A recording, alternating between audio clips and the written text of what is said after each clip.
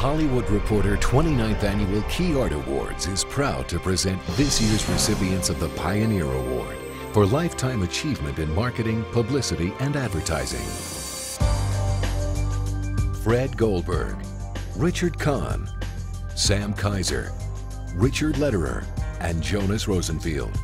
Their careers spanned over half a century, from the golden age of Hollywood studios through the advent of television and video. Their creativity and expertise have set a standard of excellence that continues to inspire our work to this day. Fred Goldberg.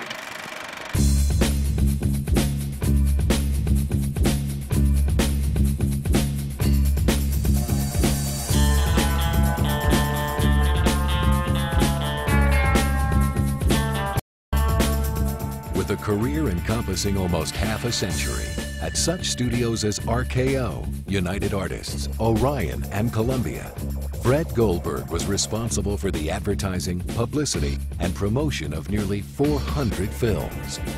If you don't have passion, get out of the business. Go to dental school or accounting, because it is a passionate business. Secondly, if you're overly sensitive and can't handle rejection, and if you turn down, if they say no, and you shed more than one tear, again, back to dental school.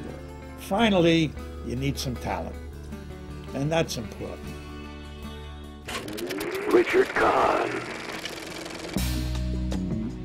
Richard Kahn's 40-year career began managing advertising and marketing for Columbia Pictures from 1955 to 1975. In 1975, he became head of worldwide distribution and marketing for MGM.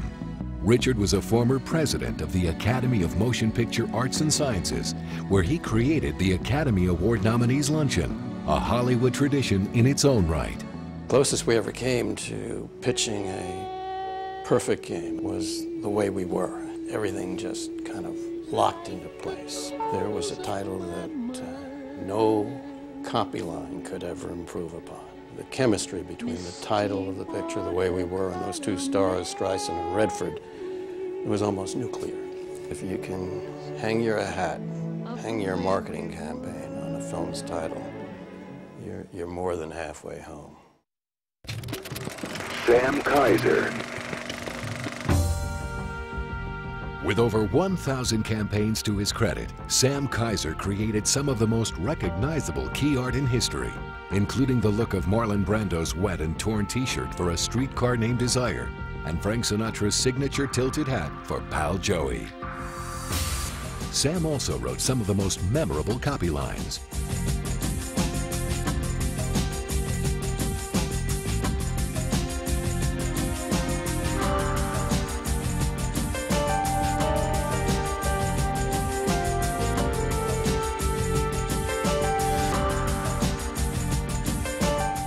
He began his career in 1944 as copy chief at Warner Brothers. In 1960, he created the first vendor-studio relationship for film advertising by starting Kaiser, Sedlow & Temple, the first creative boutique devoted exclusively to movie marketing.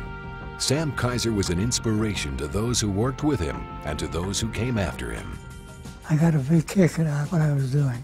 I'll tell you, there was one campaign that I think had some bearing on the marketing, and there was a picture called Giants, and George Stevens was convinced he was making the great Western of his career, and I had to talk him out of that. The stars were the main thing in that picture, not the horses.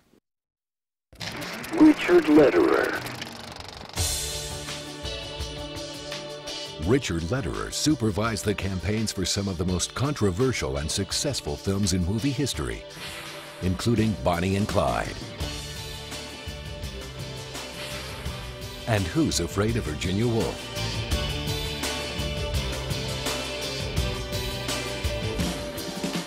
He began his career at Columbia Pictures in 1946. In 1950, he went to work at Warner Brothers, hired by Sam Kaiser. There, he would spend an unprecedented 25 years, eventually becoming Vice President of Worldwide Advertising and Publicity. I never took my work too seriously. I like to have fun wherever I could. I thought, it's amusement it's a business of amusing people. You don't have to be a genius, you know, to sell John Wayne or Clint Eastwood or people like that. The only time that I really think I made the big difference was when there was a movie that couldn't get released, and then I did an ad, a trade ad in the New York trade papers, and then suddenly it found a big exhibitor audience. And that movie was Whatever Happened to Baby Jane. This is high camp. You know, this is Karloff and Lugosi and drag, and that's the way to sell it. And from that point on, it was a successful movie. So that was, I think, my best campaign because it really made the difference. Jonas Rosenfield. Jonas Rosenfield began as a copywriter for Disney and Warner Brothers, eventually becoming head of worldwide advertising, publicity, and promotion at Columbia from 1955 to 1963. And then at 20th Century Fox from 1963 to 1977. As vice president of Italian film export from 1950 to 1955, he was instrumental in bringing Italian film stars such as Gina Lollobrigida and Anna Magnani to the United States. Pictures that used to go into wide distribution were the stinkers, and it was hoped that they would be able to play and get their money in before word of mouth got out how terrible they were. Now, all of the major movies are released in massive form, and that's because of television. I was a little shocked to be considered a pioneer of the film marketing because I felt that the men who were in the head of the advertising publicity departments in the 20s and the 30s were the pioneers. People like Charlie Einfeld and Howard Strickling of MGM and Howard Dietz of MGM. These men were giants in my eyes, just coming in as a neophyte. Sam Kaiser, Jonas Rosenfield, Richard Lederer, Fred Goldberg, and Richard Kahn. For over 50 years, they have created anticipation and excitement in audiences all over the world, and their work has given us indelible images of the movies we love. These men, all of them, truly are pioneers. I think the face of the picture had to come through the ads. That was the important thing.